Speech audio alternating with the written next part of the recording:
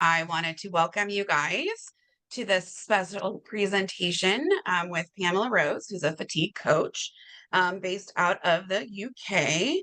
And if you didn't know, she supports people around the world to help them better manage their fatigue-related challenges, providing real practical guidance to her clients linked to behaviors and that will start to make a noticeable difference straight away. Another thing that you guys should all know is that Pamela herself, while she mentioned it last time very briefly at the very end, she herself has had crippling fatigue and knows what it's like, and I believe spent 7 years um, dealing with it. So she really comes from a place of understanding, knowing what it's like to live with chronic fatigue. So, without further ado, she's going to talk to us today about practical ways to remove challenges when managing fatigue. And with that, I will turn it over to you, Pamela, and thank you. Thank you. And it's lovely to be back. And I was going to say to see you all again, but of course, unfortunately, I can't see all of you. You can see me. So to those of you who were here a couple of weeks ago, hi again. And to those of you who are meeting me for the first time, I hope you find the next hour or so really interesting and helpful. And yeah, in response to the question, as Jessica's already said, both webinars are completely standalone. That said, they work really well together. So if you didn't see the one 2 weeks ago, you may find it, well, I hope you would find it helpful to go and watch it at some stage after this. I might mention it a couple of times, but it only because I'll say, because of the context. This is very much a standalone session. So lovely to be back. And today it's an interesting sort of overarching theme, which we'll get into in a second. But for those who are new, who weren't here last time, what you'll see is that I have got slides which I'm going to bring up on the screen and walk you through, but they are pretty simple. They're just text-based. They're not whizzy, complicated slides with loads of graphics or what have you, because people who have got, fatigue or energy challenges, yeah, that stuff can be a bit draining to have to watch. Indeed, you could, if you wanted to, just turn the screen to one side and just listen to what I'm saying. The slides are really just there as a helpful resource for you afterwards, as a reminder of the things that I covered, and of course a reminder to me about what I want to share. But it really is about what I'm saying rather than what you're seeing. Okay. I think my bit will be about half an hour. It's 10 past just now, maybe 25 minutes. I'll try and keep it to 25 minutes, but there will be plenty of time for questions afterwards. And last time, it was clear that seemed to be a helpful part of these events in itself. So I welcome questions, not just about the themes that we're talking about tonight, but, other challenges as well. So don't want to spend time talking about me again. Jessica gave me a great introduction, and you know what I look like already because I'm here. I want to start, before I get into what I'm going to be covering today, I wanted to start with this because it's anybody who works with me for some coaching hears me talking about this all of the time. It's a mindset, it's a phrase, it's a way of thinking, a way of tackling. It's a philosophy. It's just a very helpful phrase to be aware of. And it's about the fact that you can always make the day go as well as it possibly can. Okay. Now, I'm not pretending to know what you're going through, what each day is like for you, what a particular day might be like for you. Some days are always going to be more challenging than others for various reasons. But the point here is you can always make that day go as well as it possibly can. Okay, it still might not have gone brilliantly, but at least you've done some helpful things to make it go as well as it could have done. Because of course, the flip side to that is just to think, oh, today's just a write-off.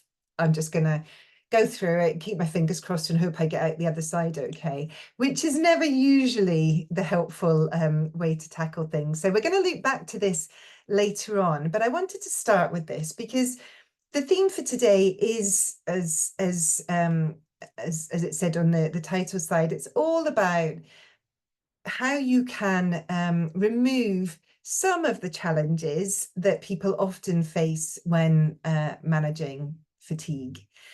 And no matter what challenge you're going through, and you know, in life in general, having just this mindset of let me think how I can at least make this go as well as it possibly can, is kind of a helpful place to start.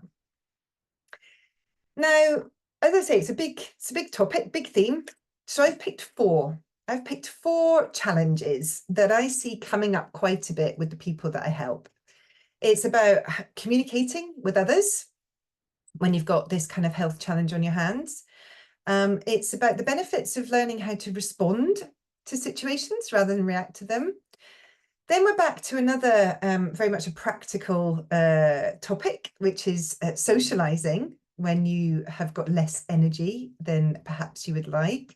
And then we're back to another mindset piece, which is a very simple technique that can help you stay in that resourceful kind of more constructive place as often as possible.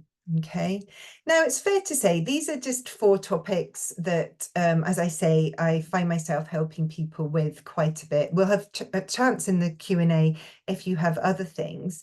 They might not all be challenges for you, but even if they're not, you might spot something helpful that you can take away to ensure that they continue to not be challenges. Yeah. And it's worth saying that a lot of the things that I'm going to talk about aren't just related to fatigue. You know, these are challenges that can present themselves to many people in many situations. You know, anything that they've got, you know, going on can introduce these sorts of challenges. And I hope that it also just overarching. I hope that the information and the suggestions I'm going to be sharing with you will kind of get you just seeing that it's always worth thinking about how you can tackle a challenge, how you can navigate around it, you know, because you can always try and make each day go as well as it possibly can, hey? So let's get started. The first one was about dealing with, as I call them, tricky conversations. I don't know whether that's quite a British way of saying it, I'm not sure, but to me, it kind of sums it up. Yeah, talking with others and communicating with others and having interactions with others, whether they be loved ones, whether they be friends, whether they be colleagues, whether they be strangers that we've never met before. It can be a challenge for many people who are tackling fatigue. And challenging conversations just take up more energy. You know, brief point back to the webinar I did a couple of weeks ago, it was all about energy management. And we talked a bit there about being aware of the things in your days that are getting bigger than they need to be. And, you know, complicated conversations is one of them. So figuring out a few ways to manage them helpfully can ultimately hopefully help your fatigue symptoms and keep you just feeling as if you've got a bit more energy left in the tank. Now, there are many reasons why conversations can be challenging when you've got a health challenge on your hands. First, just a few here that I've called out. Sometimes people can just forget we're ill. Many of you could, you know, very probably a lot of the time look quite well. Yeah. And also, I think that for the chronic health challenges, the ones that are just ongoing, kind of people they just forget. And it's not because they're mean or it's intentional. They just do. And all of the things I'm listing here, I hear from everybody across the board. So it's not your friends, it's not your family. It's just it's what happens.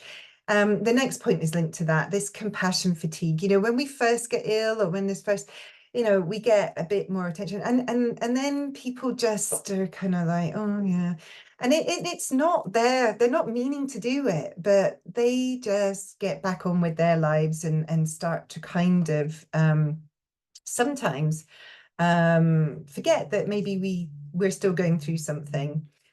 The next one, I talk about a lack of dot joining. And this is where I think quite often we assume or hope that people are joining the dots. They're figuring stuff out because we feel our health experience so keenly every single day. We kind of assume that people must be picking up on helpful things and it must be pretty obvious what we're going through, how we're feeling and what have you. But in reality, unless we keep joining the dots for people and reminding them about some things, again, they just they don't join them together themselves. The next one is, I think conversations can be difficult because quite often we think it means we've got to kind of talk negatively about what we're going through. And we don't want to do that, We don't want to talk overly about our health challenge. And indeed, I would encourage people not to do that as much as possible. So that can be a difficult aspect as well. And finally, the poor levels of understanding are an issue.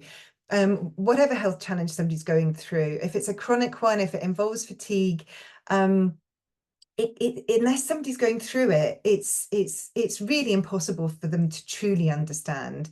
And that can sometimes feel difficult when, should we try to make them understand, and it can just all sort of loop in. Now, for many of you, you may have been through these points and already be dealing with them. But especially for those of you who might be earlier in your journey or haven't quite tackled some of these things yet, I hope the next slide will be helpful, because there are things you can do. And here are just some suggestions. Now, the first one is, I'm such a fan of planning in advance. You saw this last time when I talked about the weekly planning. Planning in advance is just more likely to make whatever situation it is go well. Now, in this case, it could be two ways of planning in advance. Either a specific event, you're going to a wedding, you're going to a party, you're going somewhere, and you're going to be talking to people. You can think about how you're going to approach that. Are you going to, come up with some neat responses so that you don't get dragged into talking about, the less good stuff? So there can be specific events that you're planning around in advance, or you can just come up with some rehearsed kind of stock replies ready to say and use when you find yourself in a situation. And I'll give you an example of one, and I would welcome questions from people who might have specific situations, but I'll give you an example just now. We're back to that one where, we may look okay, much of the time. And you may sometimes have people saying to you, oh, you look well.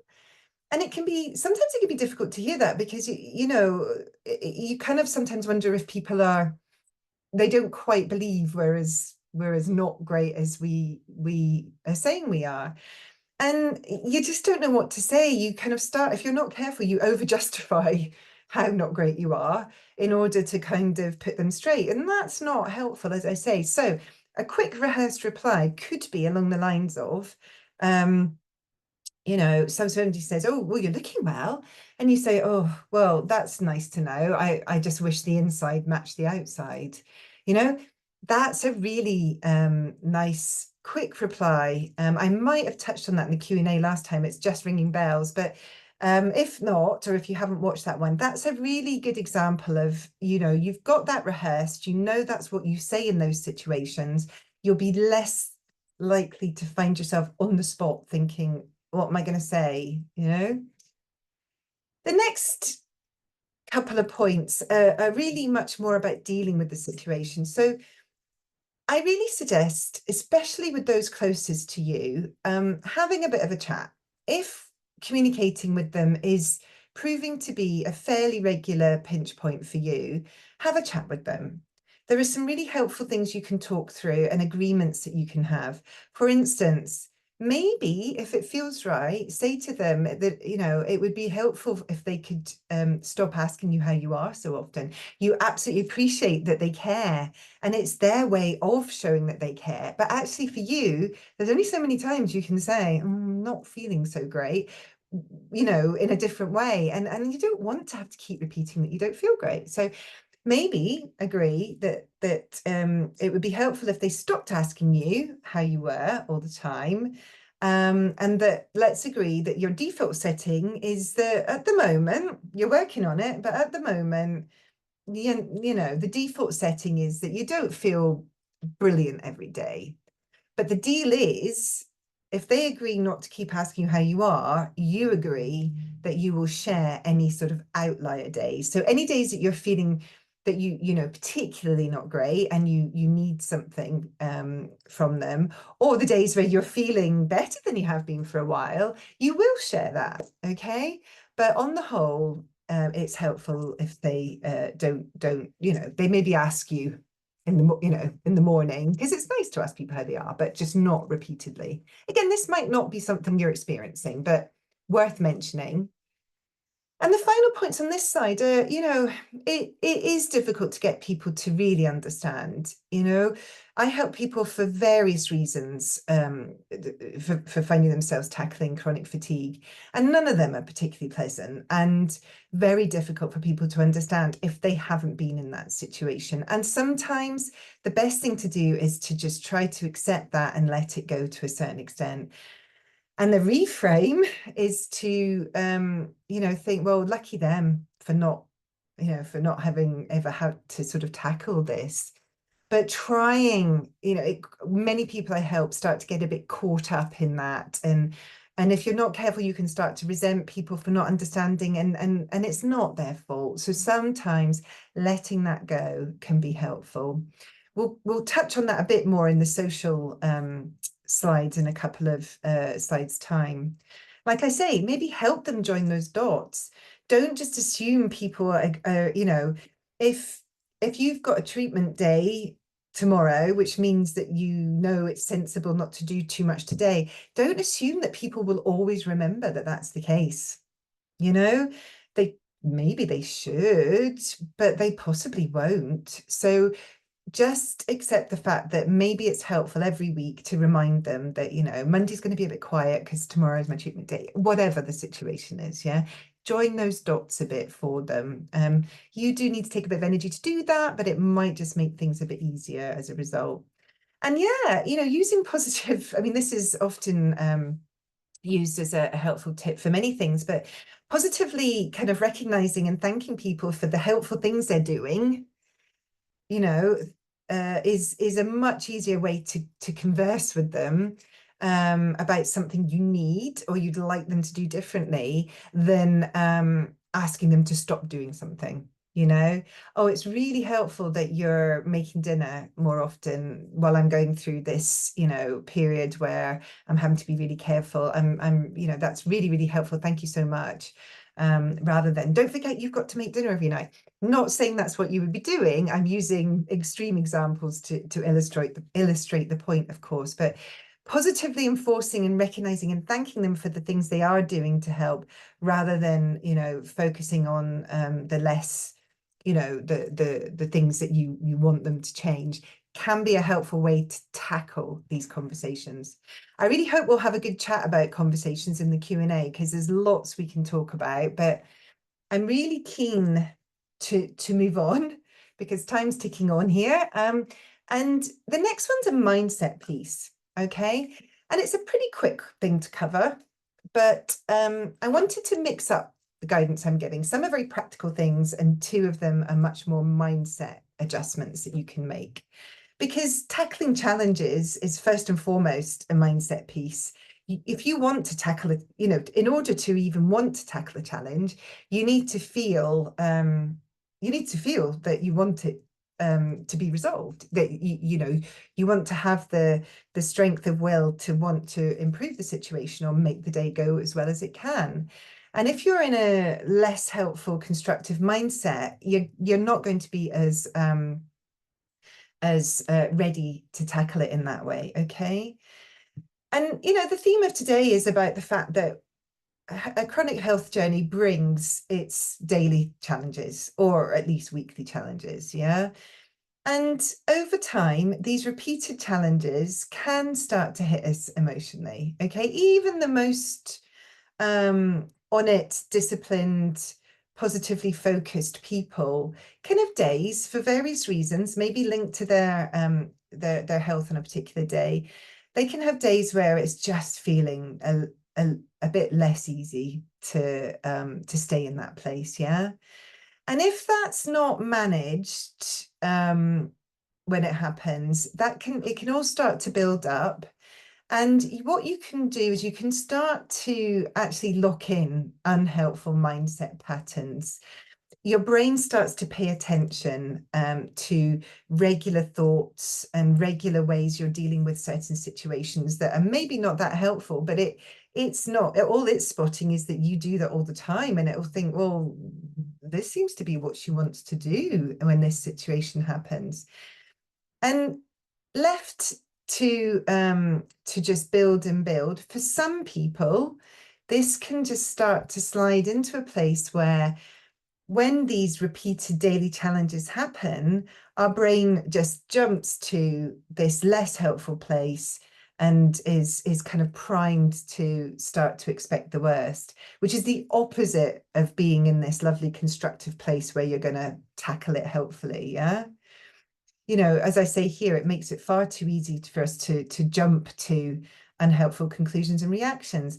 But we don't have to let that happen. Okay. Gosh, I mean, I'm skimming through this. I can, you know, that our brains can be so helpful, but they can also lead us astray if we let them.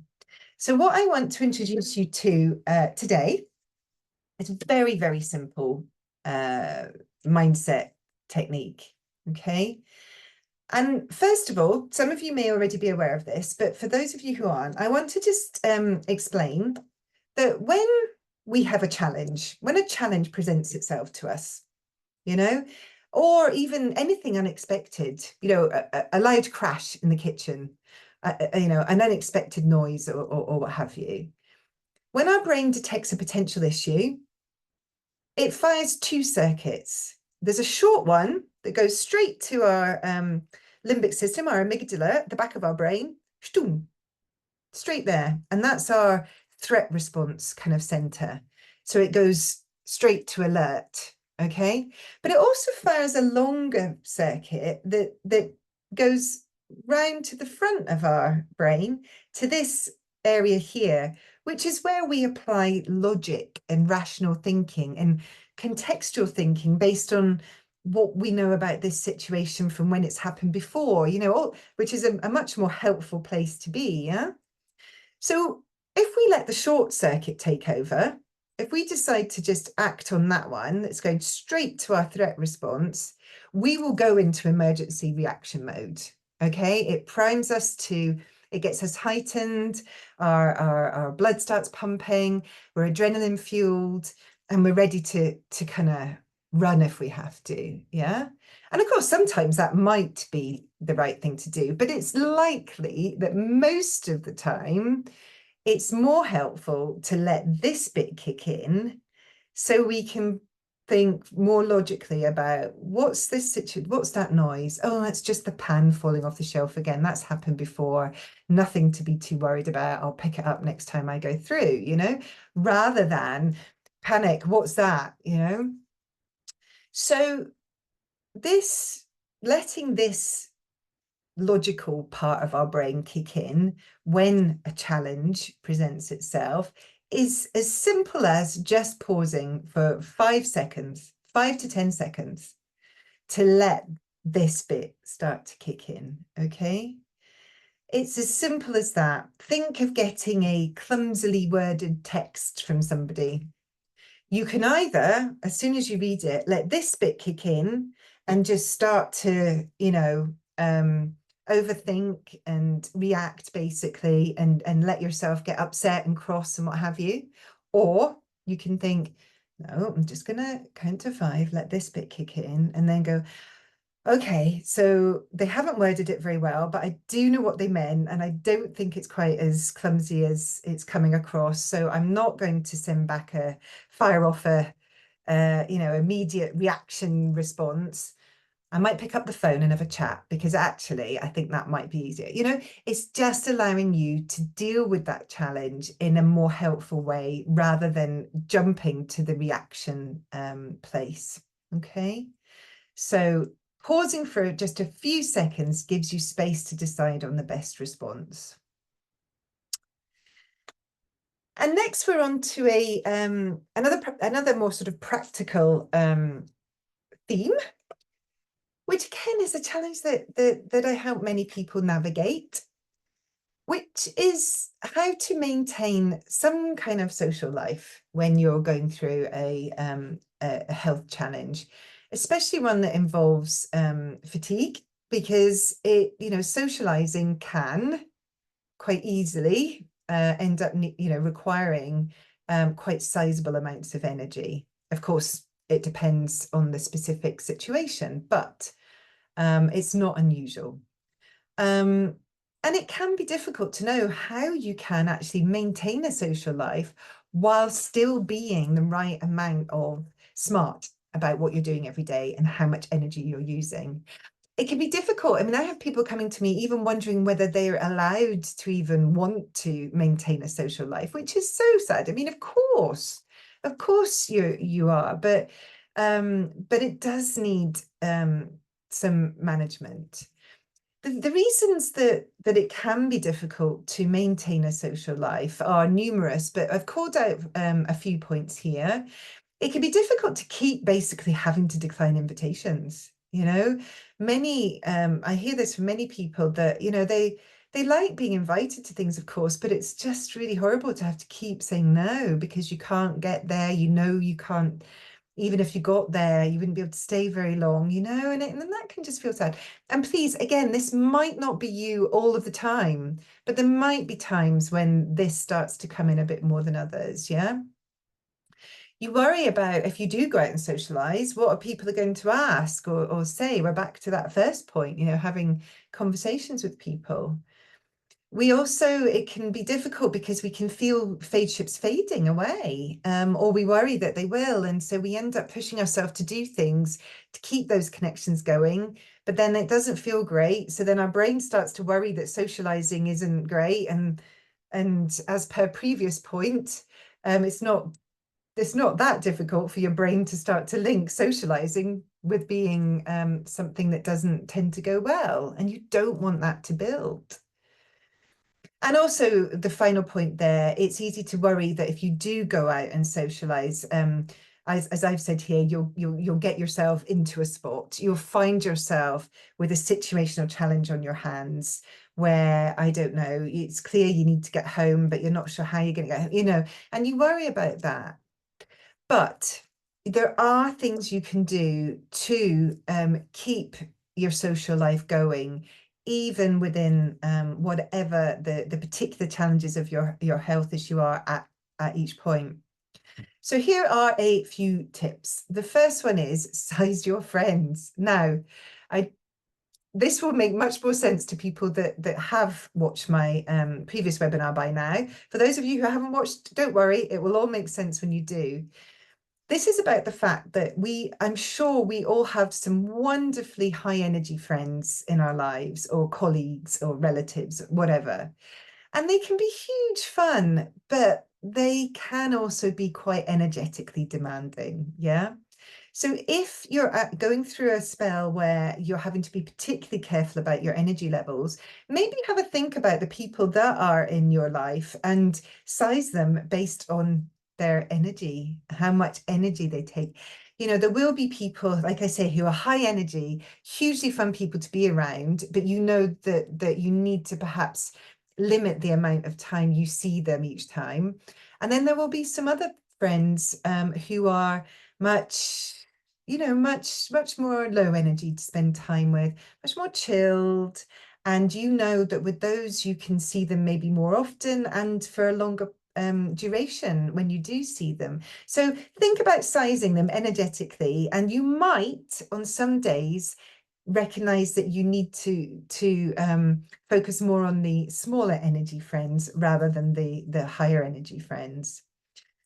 Next point is, for some people, and especially if you're earlier on in your journey, it can be helpful to decide to just invest your time and energy in a couple of particularly close friends, okay? Rather than interacting with lots of people and finding yourself quite regularly needing to explain what's going on and what have you, choosing to invest in just 2 or 3 friends who you do take a bit of time to explain what's going on, share a bit about your health challenge, so that they get it a bit more, and you're not having to sort of repeat it.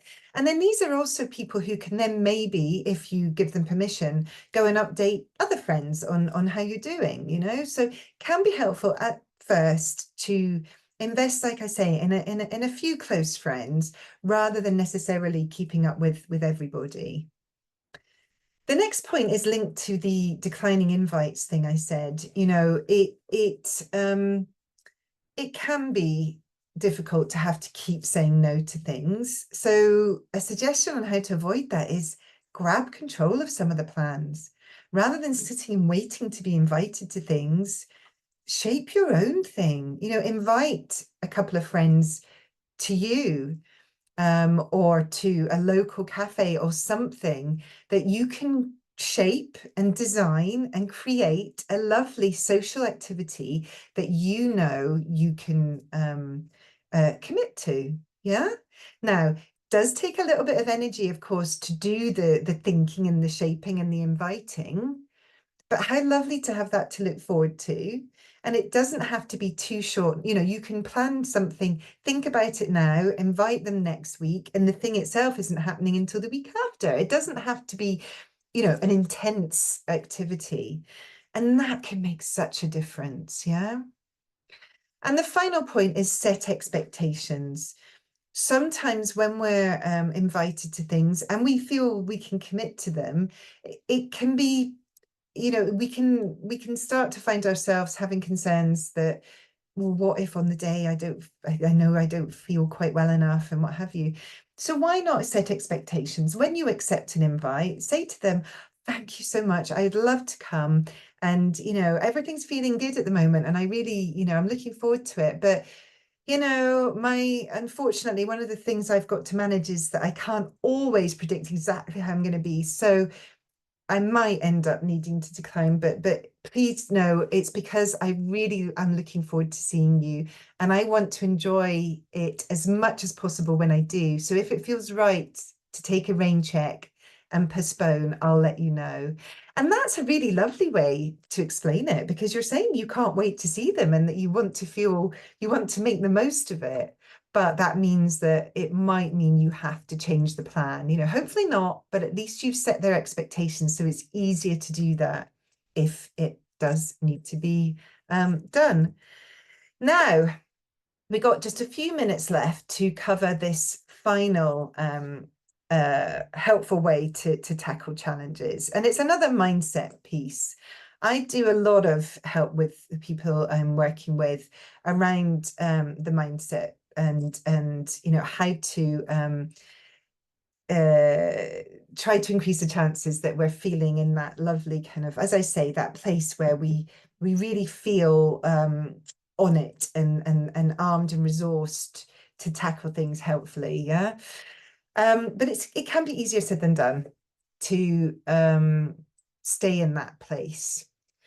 And as it says here, we talked a few slides ago about how helpful it is to respond calmly to a challenging situation rather than react to it. Yeah.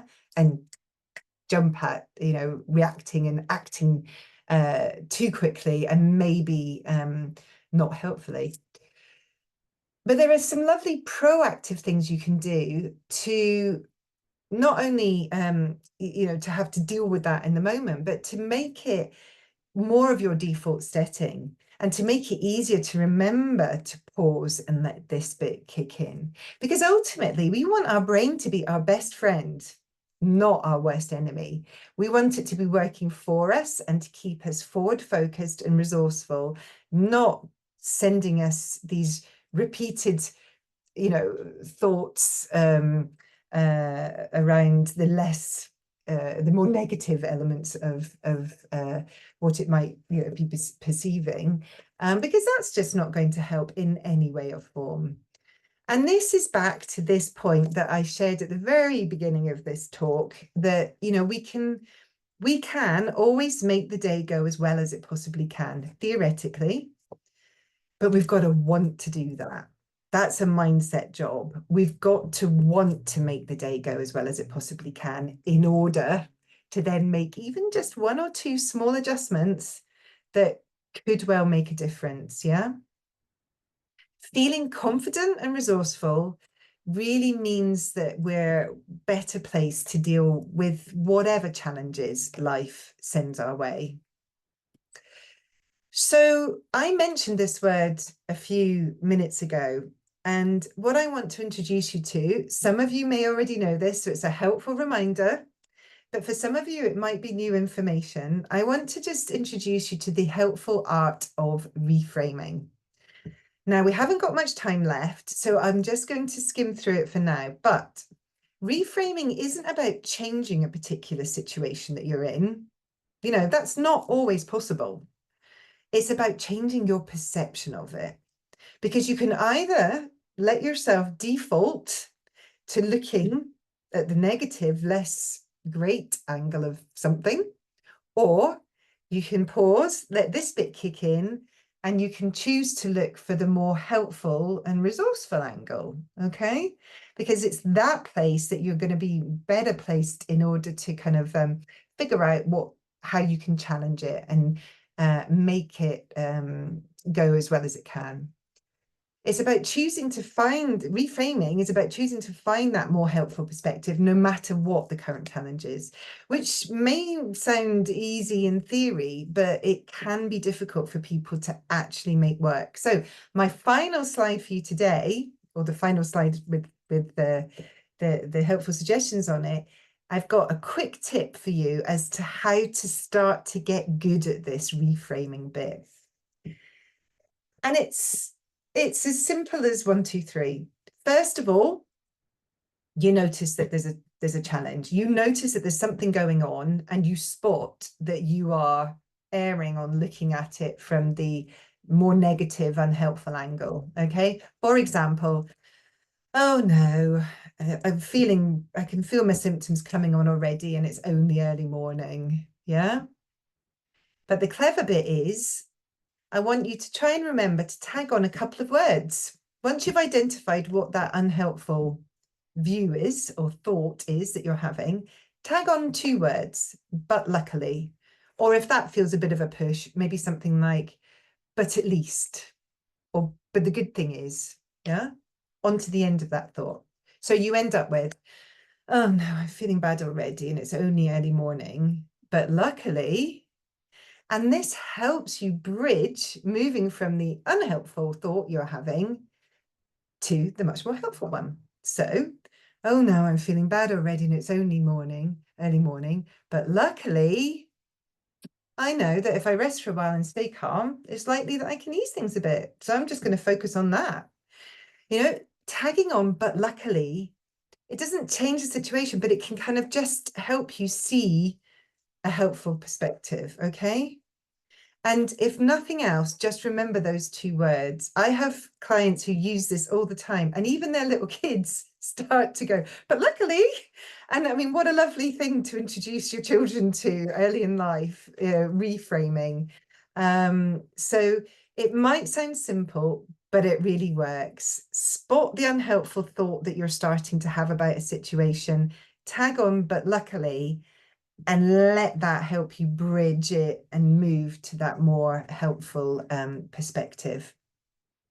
Now, I hope we've got lots of questions, because I'm looking forward to having a good old chat. But as ever, this final slide has got details of other ways I can help you. Watch the previous webinar. There's my website, my social channels, and I've got all sorts of on-demand webinars and courses that you can get a chunky discount off if you use the code that's on the screen. That's me. That's the slides off the screen, I think. Wow, wonderful. I was busily writing a bunch of things that you put down. So that was great and love it. And we do have some questions. So let me get those up. Okay. Good question. How to keep motivated when feeling so exhausted? How to feel motivated, did you say? Sorry, it broke up a bit there. Yeah, how to feel motivated when feeling so exhausted. It, I mean, that's the ultimate challenge for many, of course, at least on some days. And although today, because of the nature of me coming in to offer help, I've very much been doing all the kind of do this, do that, do that. There are some days where it will feel tough to dig in and find the motivation. And I think on those days, just recognize that if you can't get into that truly resourceful, more helpful way of thinking, aim for neutral. Aim for neutral. Think of it as this is a day where I'm just going to focus on not doing anything that's going to make me think or feel any worse, but I might not have it in me to really think about doing an awful lot to try to shift me, further, the other end of the scale. Just taking a bit of pressure off yourself can be really helpful. And just getting through those days. Yeah. Like I say, sometimes aiming for neutral. And when I say that to people, they sometimes just take a bit of a sigh of relief going, oh, that's okay then. I can give myself permission to just kind of get through it. Motivation is a big topic in itself, and it could be one that we can talk about if we do any Yeah, further events, because staying disciplined and on it and motivated is a really important thing in itself. it is. And I'm gonna pull it out because I always do in these situations. My thing that I love to say a lot is it's okay to not be okay. Yeah. It, it is okay. We have to give ourselves permission sometimes to just say today is just not that day, and it's okay. It's totally true, and I don't want people to think you've seen me talk for a couple of webinars, and I'm all about here's how you can do it. This is how you can help. This is how you can make it, because that's why I'm coming to talk to you guys. But gosh, I'm a pragmatic fatigue coach. Some days it's just about stripping as much out as you can and just getting through. And but Exactly. that said, how you communicate that to others, conversations, reframing it if you can, to at least, we've had these days before, they do pass, it doesn't feel great, but I know, if I do this, it will pass at some point. Mhm. You can still do some things if you can just get a chink of just a tiny chink of motivation to do something. Yep. And I would say that I'm gonna preface, like, when I say it's okay to not be okay, I preface that for myself as it helps me from getting into that negative train of thought of I should, I could, Yeah. and takes those negative thoughts away by giving myself permission. I take away any guilt associated that with that. Yeah. And so that's for me why I like that phrase, and I use that because that's my own way of, like you say, of flipping the script and my own mindset of Yeah. we're not going to talk about should or could and get into that negative Yeah. bum bum bum. I'm just going to say okay. And So it's worth saying that I think probably the person who asked that was talking about, physical exhaustion, but some days we can just get exhausted with having to do all the helpful things, and sometimes just having a day where we just say, do you know what, today I'm just gonna just be, and it's okay to just, yeah, it's okay to just be be yeah, fabulous. be whoever the day brings. Exactly. I love this one. Suggestions for energy conservation, um, yeah, conservation during household tasks. So that's kind of linking back, I suppose, to the topic from last time. And if the person who's asked has watched that, well, depending on if they have or haven't, I talk about sizing your tasks. So thinking about how much energy, does something take? And quite frankly, if it's a big task, if it's a household task and it's sizable, my advice is break it into smaller ones.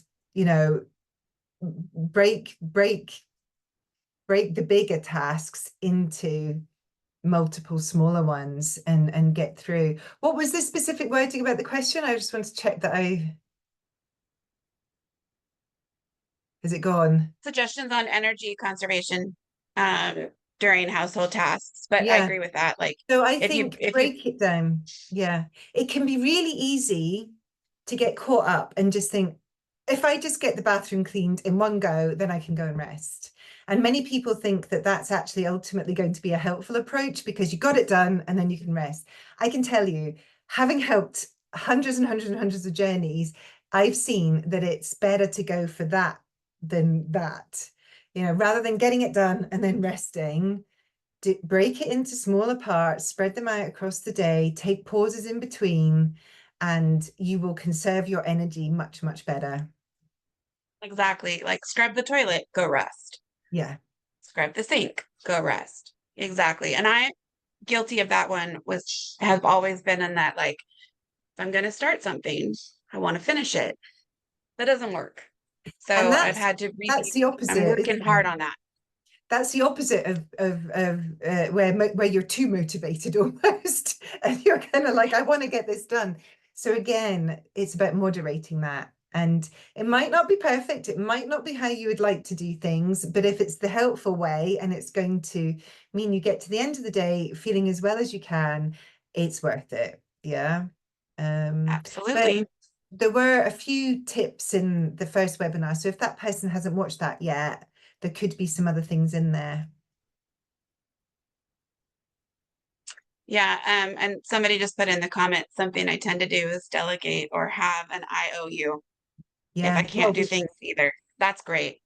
Good tip, absolutely. I Nelson. think outsource or delegate is absolutely, delegate is getting somebody, your friend, to do it for you, or somebody in your network for free, or outsource if it's achievable. But there are some days where that's really helpful. And I'm going to say something that this is something I stole from another wonderful myositis member, Janice. She has said the greatest compliment you can ever give someone is to ask for help. Mm. So on that Nelson tip, delegating or asking for help, that's the greatest compliment you could ever give someone. Yeah, love it. So all right. Does fatigue ever get better? Well, I think we learn to manage it better. I'm very aware that I'm talking to I mean I've Jessica and I have had some really interesting chats, and I'm learning so much more about myositis and the things you can do to try to kind of manage it as well as you can. But I wouldn't want to say I'm anywhere close to an expert. But what I will say is that even if someone's particular health challenge means that fatigue is going to be, a potentially something that is a feature much of the time, you absolutely can start to learn how to manage it better or manage it more effectively.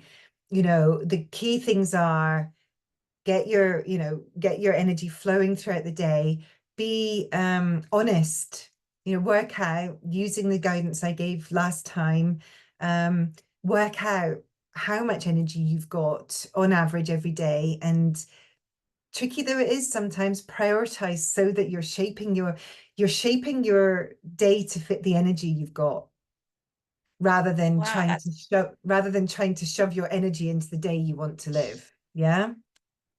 Oh, I love that. That was a key phrase right there. Shaping your energy for the day you've got rather than what you want.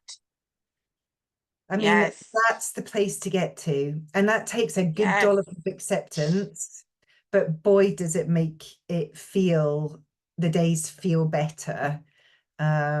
So yeah, I don't know whether you want to add anything there, but as to whether fatigue is completely, beatable, but I do think there's an awful lot you can do to improve.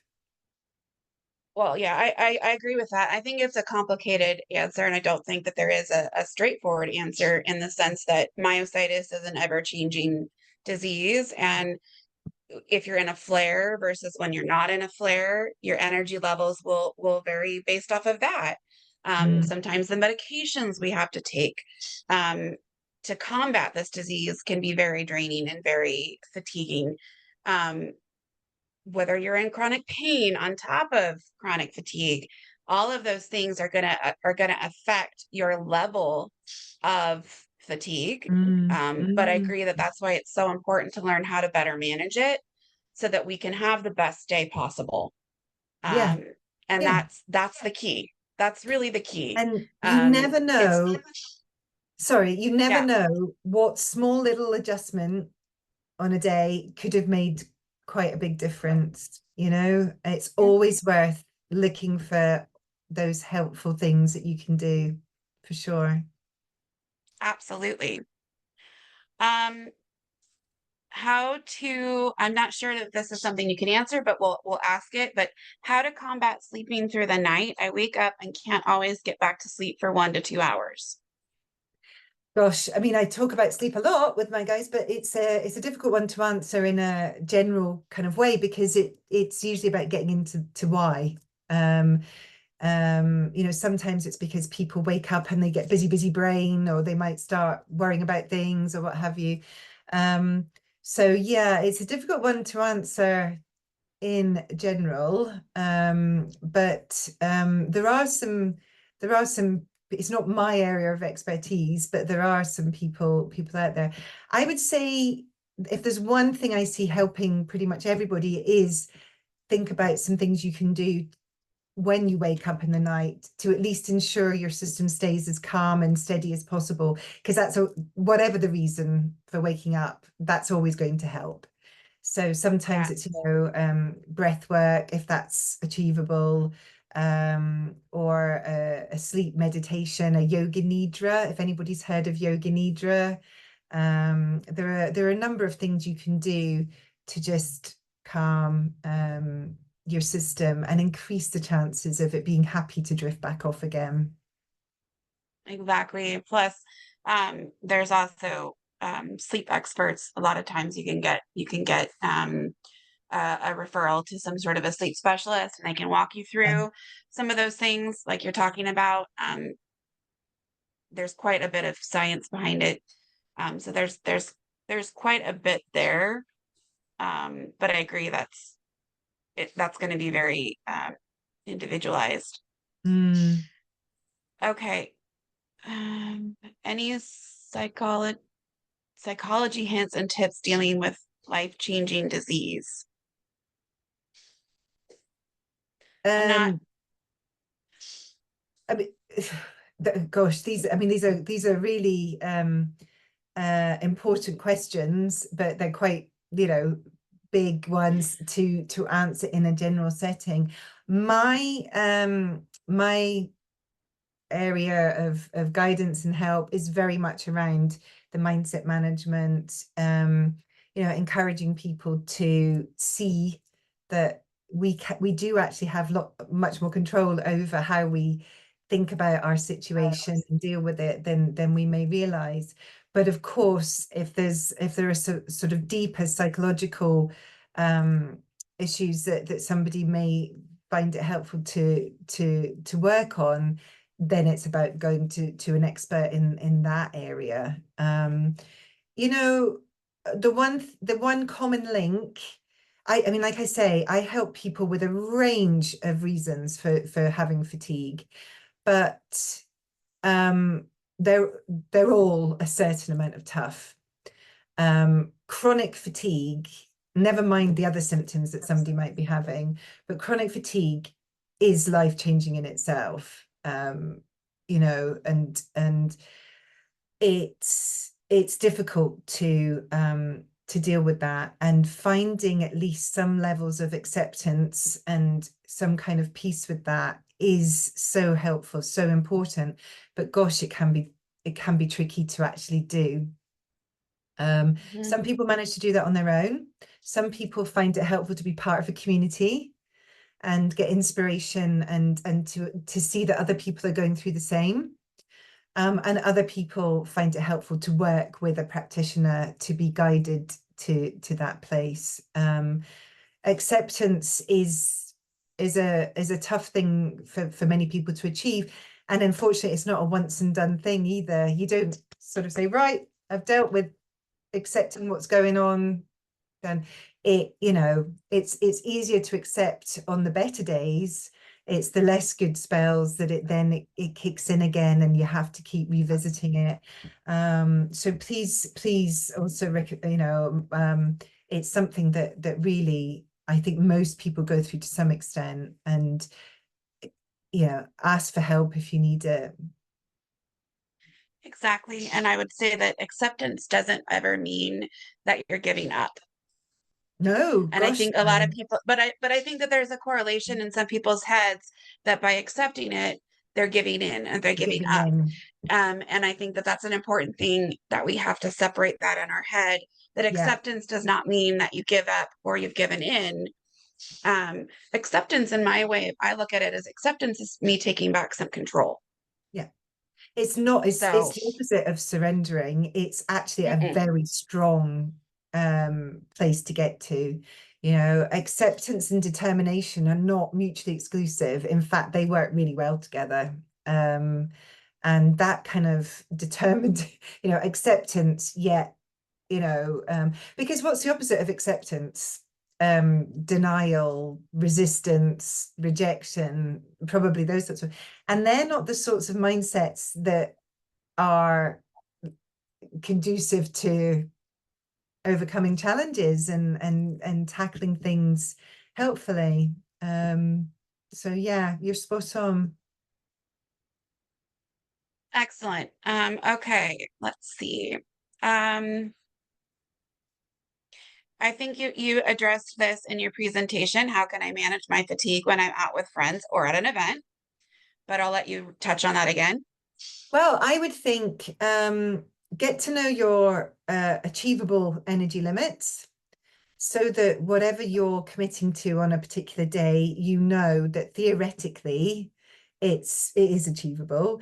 If you're going out to meet friends and you've sort of quantified your energy using some of the guidance I gave last time, you have to make priority calls that day. If I'm going out, I can't do these other things because I'm conserving energy for that.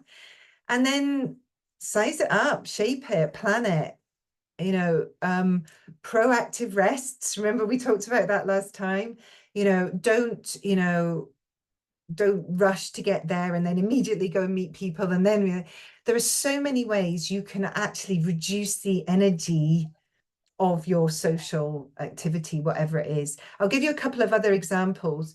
Going to a restaurant you've been before immediately makes it energetically smaller than going to a brand new place. Yeah. Going to a restaurant that's quieter immediately is going to be a smaller energy load than going to a busy people, kind of full of people place. And imagine going to a noisy, busy restaurant compared to a nice, quiet one with no music or what have you. They're two completely different energy levels. If need be, if you are going to a new place, look at the menu before you go. Decide what you're going to have. Again, it removes a decent amount of thinking and what have you while you're there. You already know what you're going to have, and you're not having to spend valuable time critiquing the menu and thinking, what can I have? What can I have? And finally, this is something I didn't mention because I could have thrown a lot more onto the slide, but another really important thing is it's a curious thing that socializing with one other person compared to even two other people. Sorry, what am I trying to say here? Socializing with two people, I think, is more than twice as effortful as socializing with just one other person, because when there's just two of you, there's a bit of a predictable back and forth. You know who that person is, you know what they've been up to, you know what's going to be happening. Throw another person in the mix and you've got so many other kind of combinations of discussion that could be going on, and the cognitive demand of that again makes your social activity bigger. So again, grab hold of the social plans and design something that is going to be a fairly small energetic load, so you can go and use all the leftover energy on enjoying it. Sorry, that was a Yeah, and big that's answer. no, but that was brilliant because I didn't even think about, like, it just goes to show you when you were saying that the restaurant can be an energy load, like going someplace or going someplace quiet. And that's so true though. Like it so hits home with how much more stressed you are going to a new place versus a familiar Mm. place for a multitude of different reasons, trying to Oh find yeah, it. What's the parking situation going to be like? yeah. Those are all things that immediately went through my head because being disabled, you're like, I have to make sure that there's enough handicap parking that I could get close enough because if I have to walk pretty far, then that's going to be like, it just starts Yeah, to yeah. snowball. And so that was brilliant because I hadn't even thought about it in Mm. those terms. So that was And of huge. course, all of these things, you don't have to think about them all the time, but on particular days, weeks, spells where you're having to be very careful, it's helpful to know about these things. Yes. Sorry, and I was getting caught up in some of the chat and versus the Q&A, and I'm just trying to keep back and forth. So I'm keeping a handle on it. Um, okay. How should we handle it when someone doesn't believe we're not entirely healthy or up to a task? Yeah, interesting one, because I'm trying to sort of guess exactly what this person means. I saw it on the list of questions. I mean, one possible scenario is that because we end up having to be careful about what we commit to, people then sort of can almost either assume that we can't do things or sort of make that decision for us, which is not helpful either. This is the balance we need to constantly sort of try and achieve and navigate. And I think again, it's about joining the dots for people. And it's doing it in a more, in a helpful, positive way. You know, thank you for understanding. You know, even though you saw me not being able to do that other thing, actually this week I'm feeling a bit better.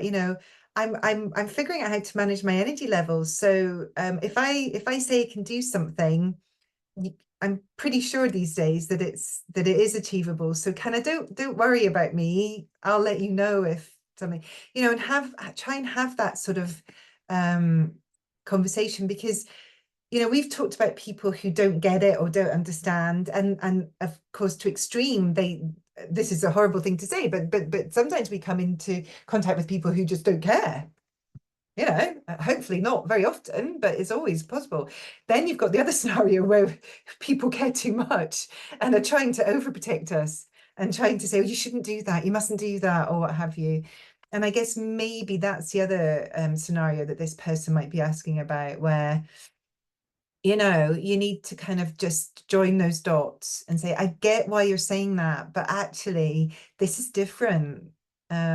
Because as we were just talking about, subtle differences can make a big difference. And they might see it a bit more sort of face value.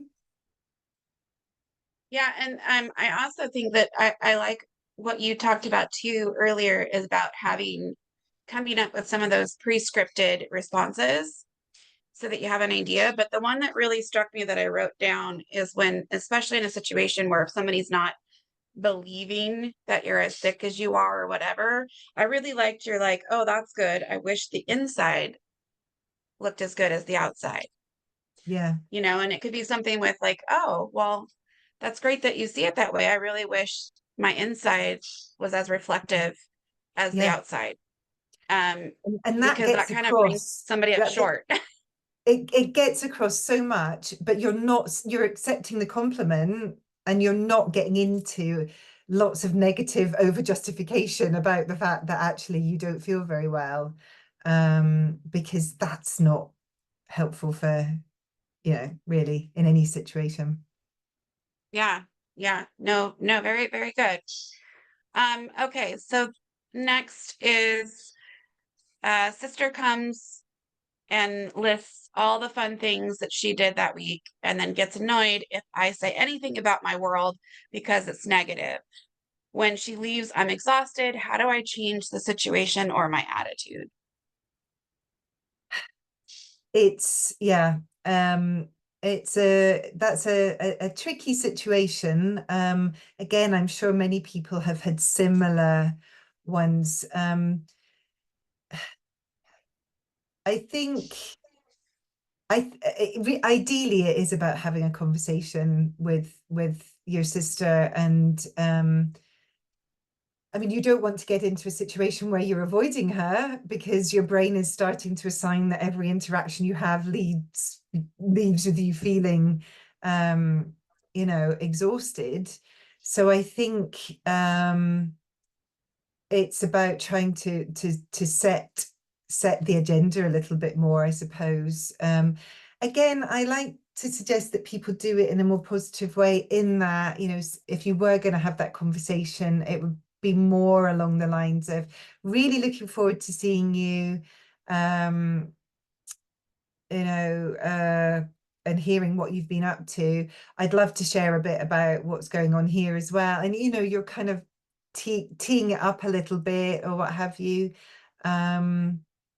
It's a difficult one. I wish I could say, oh, don't worry, just say this and it will magically fix that. But these are challenging ones, you should be able to feel you can talk about your situation.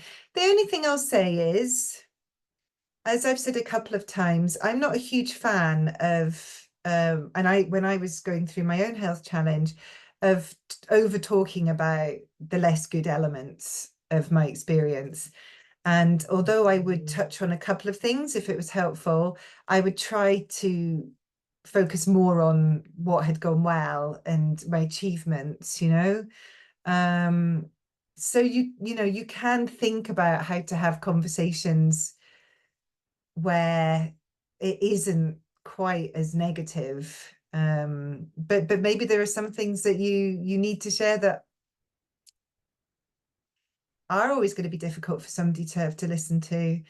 Yeah, and maybe even coming up again with a scripted line of, in this particular situation, life isn't always positive, Yeah. and I mean that's just me. That's something that I would look at her and be like, life isn't always positive Mm. in The general. one And thing I so would, sometimes what I'm going to share with you may not be yeah, positive, but yeah. I mean, I don't know. Again, that's a tough one. This probably also touches on the point I made when I was saying about think about how energetically big the different people are that you socialize with. And she's your sister and you may love her to bits, but for various reasons, the interactions with her leave you feeling exhausted. Therefore, I would suggest that you size and think, really, half an hour with somebody who's a large energy person is really my comfortable limit. And so you set expectations and you say, I'd love to see you, or I'd love to have a chat on the phone, but I'm being super careful about my energy at the moment and it's really helping, so I can only talk for half an hour. That's a So good one. you're facing up to the fact that it will potentially be an energy heavy interaction, so you're managing that within your comfortable limits. Yeah. Yes. All right. No, I like that. That's really good. Take control of the situation. Um, Regarding a social life, I was diagnosed young at 22, lost most of my in-person friends then, nearly 15 years ago. Do you have any advice for trying to make new friends when you don't want to dump your health information on these folks, especially if you need accommodations sometimes to see people, i.e., not being able to use stairs or needing to mask if others are ill? It's a good one. Yeah, I mean, this is a really good question. And we do. One thing that's good about the current time is that we do live in an age of technology, and it does mean there are some ways of making connections that weren't there. I mean, even when I was going into my own health challenge sort of 15 years ago, Facebook was early on. We didn't have Instagram, there really wasn't as much out there. Now there are online communities, and that does genuinely open up the world a bit more. But the other things are I really, really encourage everybody to think about nourishing their soul as well as their physical self. And by that, I mean doing things that bring you joy, at least, a couple of times a week, maybe. So think about the things that you feel drawn to. Think about, you may not describe them as hobbies as such, but topics and interests that you can then pursue and find groups or communities where you can meet like-minded people. Because what I'll say is that if you make a connection because you're interested in the same thing, the other stuff is more sort of stuff you just manage because it's worth it, because you've got that lovely joint interest, and that's the primary thing. And the adjustments that you need to ask them to make in order to meet up and what have you become sort of more secondary. They're important, of course, but they're not the feature of the relationship or the friendship. Um, Mhm. the situation with this is, unfortunately, you need it needs effort, which means energy. Making connections with new people is quite an effortful thing to decide you're going to go out there and do proactively. So I would also say choose the days and weeks to decide when you might be better placed to be curious about some of these things. Excellent. Um, Thank you. Um, how do I apply practical tips being someone with a chronic illness who works and is getting their master's? Gosh, well, first of all, well done on managing all of those things, as well as hopefully you already are, because those are, all big things to be going on. We're back to this piece. There's all sorts of things, but we're back to the kind of, you can always make it go as well as it can.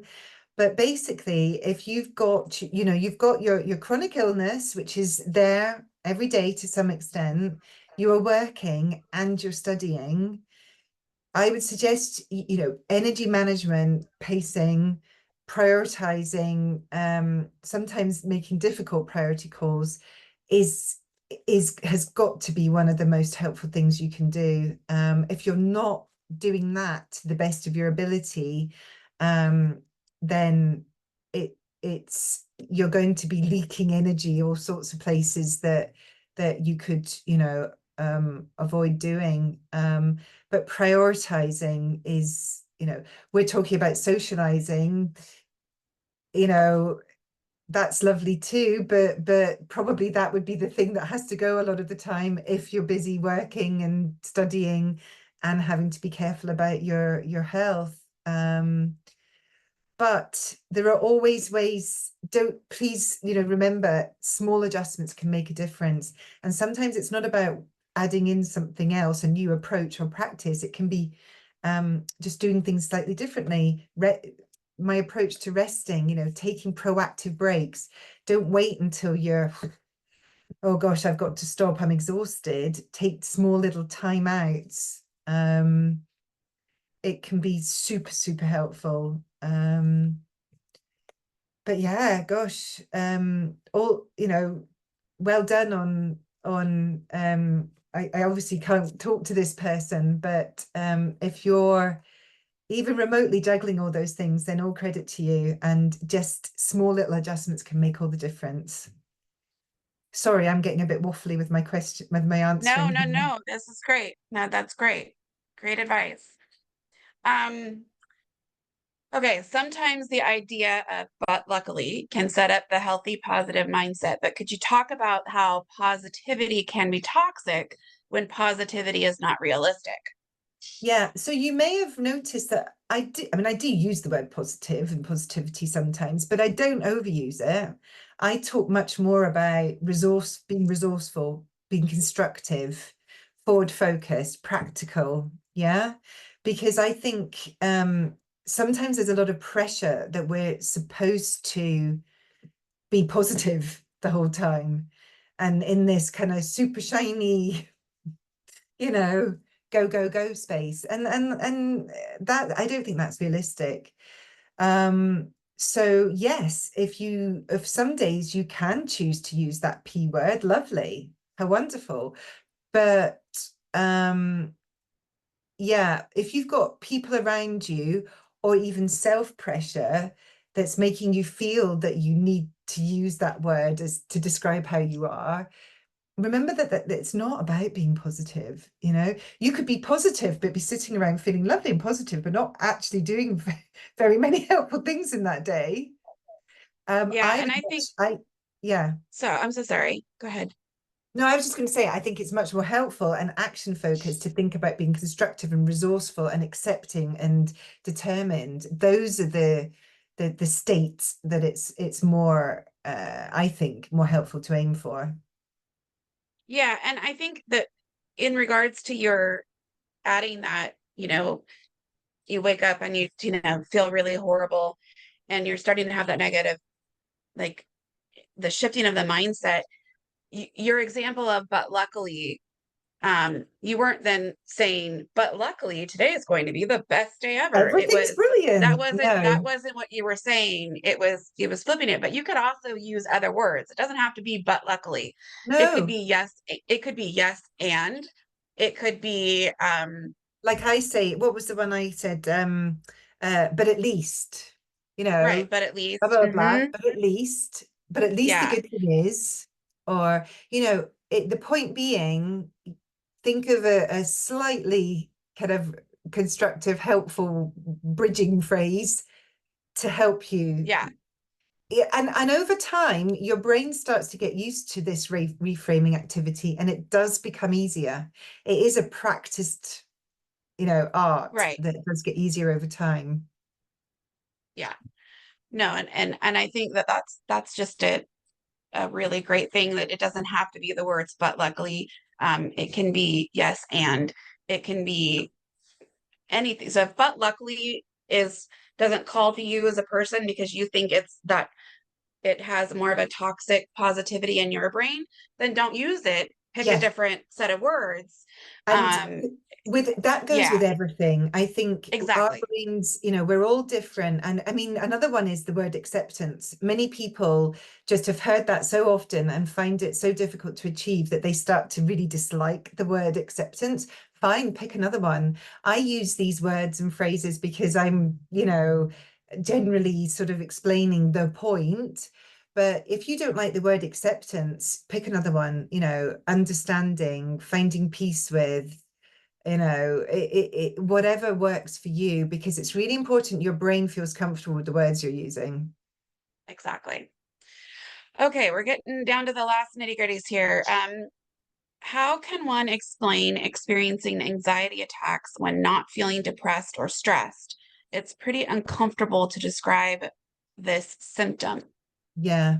Um, I saw a couple of things in the chat as well about how to explain and describe certain things to people.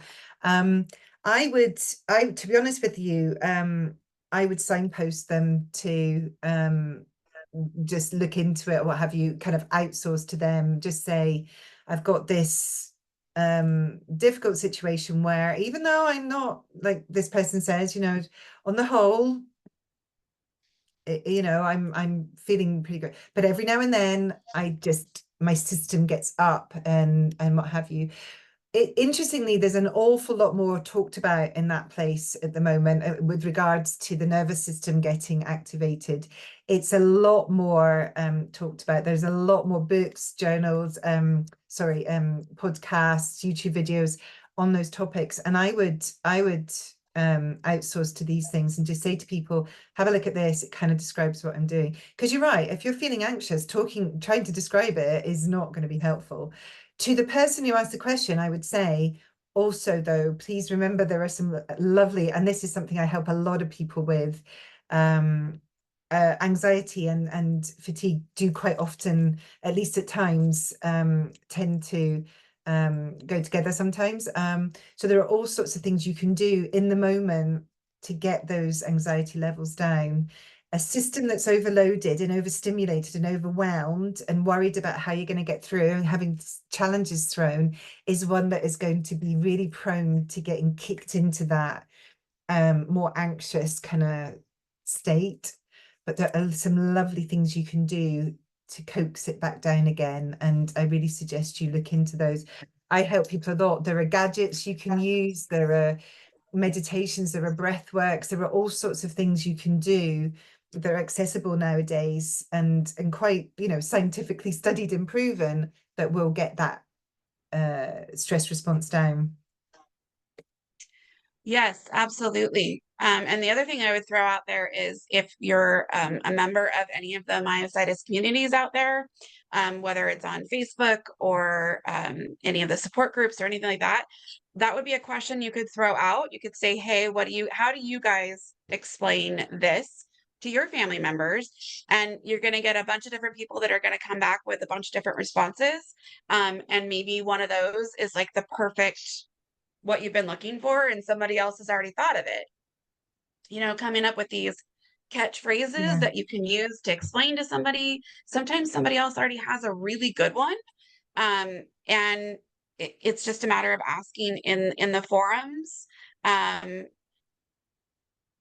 what's the best thing to say? There was one question in here that was talking about how to explaining fatigue to family members. Um, Yes, And I saw you had that talked one. about this, and I hope you will brush on this again.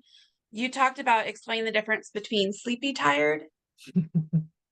and So and would you yeah. would you talk about that again? Yeah, Because I I thought that mean, was so basically, brilliant. yeah, because this is the big one that where people misunderstand, and I say, it's about saying there's a difference between sleepy tired and fatigue tired, poorly tired, basically, or words to that effect. The fatigue poorly tired is that really malaisey, yuck, horrible. It's so much more than just wanting to go and have an early night. I think, but again, it's difficult to explain these things. I mentioned my webinars, and there's a very accessible webinar that I've got on that link that I shared, which is called When a Loved One Has Fatigue. And it's actually not aimed at you guys, it's aimed at your loved ones. And why not outsource to me explaining what it's like? That was the whole reason I ran that webinar, was so that you could kind of grab it and send it to people who you wanted to understand a little bit more. I also go into some helpful things they can do or not do to make life a bit easier for you. But also, finally, the importance of looking after themselves, because things change for our loved ones too, quite often. And so I also share in there how helpful it is for them to do things to make sure that they're as healthy and energetic as they can be too. Yes. And then on that note about with our loved ones, um, we don't have the date yet, but Pamela will be coming back to do a special thing for our our families, our care partners. So she will be doing a special webinar just for our care partners and our family, because their fatigue is completely different than our fatigue. Yeah. And that feeling of burnout and things like that is something that she'll be addressing and talking about. So please stay tuned for that. That's And probably going to be I'm more really, in the beginning of next I, year. Um, but I'm really but it looking is forward to happening. seeing that one. Yeah, and you do have and Jason just put the link to your website in the chat for those that had missed it. It's also on our website. When you go and look at the past video, I have links on there to her website and her email address. And So that there is another one which I'll just pop in as well, because oh, perfect. the loved one webinar that I just mentioned is on a slightly different platform, because it's on my I'm just going to pop it in the chat basically, Okay, but it's on the fabulous. slides which I think are going to be shared as well. There we go, I've just shared that. Yes, But yeah, the yes, live one for loved ones will be I hope really helpful, but I'm very aware that the people that come to those webinars are not necessarily the people that need them most. And that a lot, from my experience, a lot of the loved ones could do with a bit of help and a bit of information, but they wouldn't necessarily want to come into a live session. So as an alternative, there is that recorded version that's on the link I've just shared. But do encourage them to come to our session, because I think that's when we're going to run almost jointly, because of course I guess they'll also maybe want to talk a bit more about specifically about myositis and what have you. And so you know, together we could give them kind of a nice rounded helpful oh, session, couldn't we? hang on a second. You got I'm sorry, guys. The links got posted to the panelists and not you guys. Oh, So hang on a second. I'm fixing that. Thank you, Janice, for there we go. sorry, I don't know what I'm doing. I'm an Uh, expert fatigue coach, not an expert technology person. it's all good. It's all good. I'm glad that Janice said something, because otherwise we would have been like, oh yeah, you guys will have the links. There it We're good. is. We're good. But okay. And then for anybody who did attend this video, like I did in the last one, I will be forwarding on your slides to everybody so that they will have a copy of those slides as well. And before we leave, Pamela, was there anything else that you wanted to touch on, or? I don't think so. I think we've covered quite a lot, haven't we? And I suppose the only thing for me is that, you know, we've been talking about if there's a demand to do more of these things, you know, if there are topics that people would quite like to be covered, or even a more general, another sort of general Q&A, let me know. Oh, sorry, another question just popped in. Any tips to support your brain's ability to change or be more flexible towards expectations on an activity, joy, energy consumption, etc.? Yeah, so this is about I'm guessing being trying to sort of be realistic, I guess, about what you're going into. There are a number of practical things there, but I think that the practical element here is shape things so that you feel that they're going to be achievable.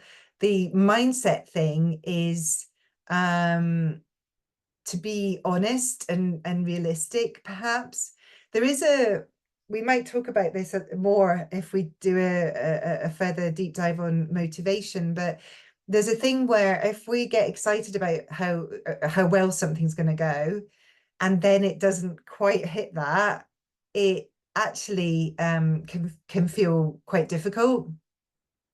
You know, I'm sure many of us have I'm not getting into the details as to why here, but you know, it is a very clear thing that happens to people, that if we're projecting that we're going to have, it's going to be wonderful, it's going to be amazing, and then it isn't quite that for whatever reason, we can actually feel quite low as a result.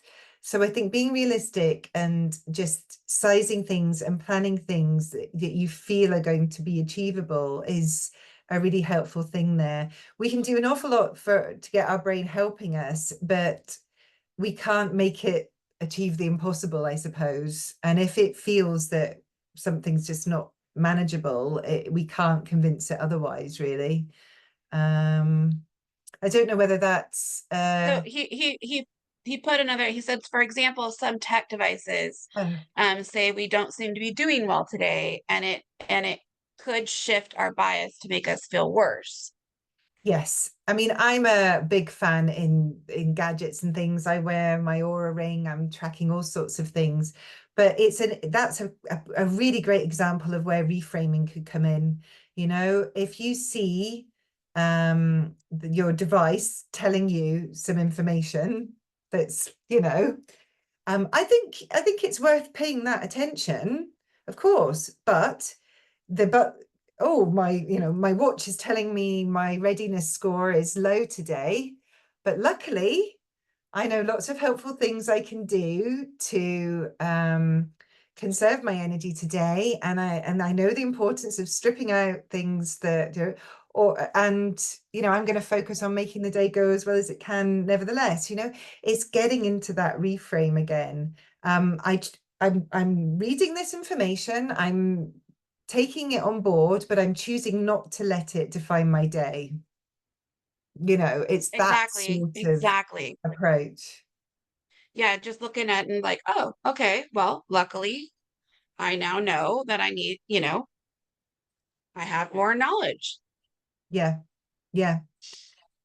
It's So I interesting, these devices. You get two scenarios. You get one where you actually feel okay, but it's telling you you're you're not. And you get other ones where you actually don't feel so great and it's giving you a quite a good score. I think in that second one, there's an anomaly going on there. Go with how you feel. With the former, if you're feeling okay, but your gadget is giving you data that's suggesting otherwise, pay attention to that. You know, mhm. don't necessarily cancel your whole day, but park that away somewhere. And like I say, some kind of narrative to yourself.